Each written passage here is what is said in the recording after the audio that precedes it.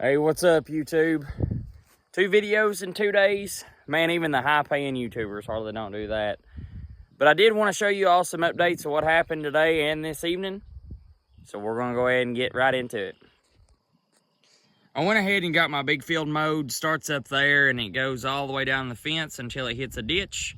There's a ditch that runs along that way, all the way around to here. And all the way back down to the fence and all the way back around. I think that I've mapped it out. I think it's about 5 acres, a little over, a little under. Overall, it was some pretty good hay. I'll go ahead and show you just a little. I mean, like I said, it's definitely not bad stuff by any means. I did notice, though, in some places, it was real super heavy down towards that corner and around through here. You can kind of see the difference in color right there. It was super heavy, but up here next to the barn, it was really, really thin. And there was even some patches where some grass didn't even come up. So we're going to definitely have to look into that. I know I mentioned in the other video about doing some soil tests, and that is something I plan on doing. And I probably am going to drill this fall. I wanted to last year, but I thought it'd be all right. But this year, I see that my grass is just kind of getting tired. So we're definitely going to try to maybe do some of that too. The 990 done awesome. I love that tractor mowing hay with. If you've never mowed hay with a 990 or you've never owned a David Brown 990, I think it's just one of the best tractors ever made. All right, now, so here's the projects. Now, you're probably wondering, what in the world are you doing with that hunk of junk sitting in your yard, and what are you doing with that hunk of junk? And if you really don't know David Brown's, you're probably saying, what's he doing with that junk? So in the other video, if you've watched my other videos, this is a 1210 that I bought in an auction. I guess it's been probably 3 weeks ago. I'll go ahead and tell you some of the issues with it. The nose cone piece is pretty beat up on this one. It's fixable, but it's pretty beat up. This rim is all right, but this other rim over here will have to be repaired. It's not like you can really go out and buy these. So we're going to end up having to cut this out and weld in a patch, probably from here all the way down to here. Never put calcium in front tires.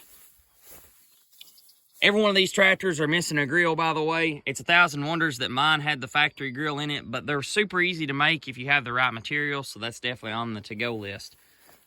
Or to-do list, sorry. These spinouts are junk. You can obviously see here, when you can flake off a rim like that, they're junk. And I told Dad that I did not want spinouts back on this tractor. So what I done, I kind of went on the hunt on Facebook looking for these wheels. Now, these are the same wheels that's on my 990. This guy messaged me and said that he had not only the wheels, but he had a whole tractor. Now, he had 2 of these things. He had, both of them were 1210s, and that's what this one is.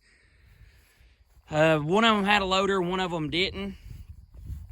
The other one that did not have a loader actually had a set of weights on the front of it, and I kind of tried to trade him out of the weights, but I don't know if I'll be able to because I think he's wanting to sell them as a whole.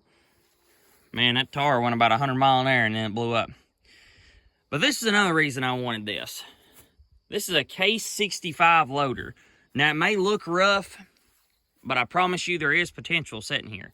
Plus, this one actually has a somewhat straight nose cone.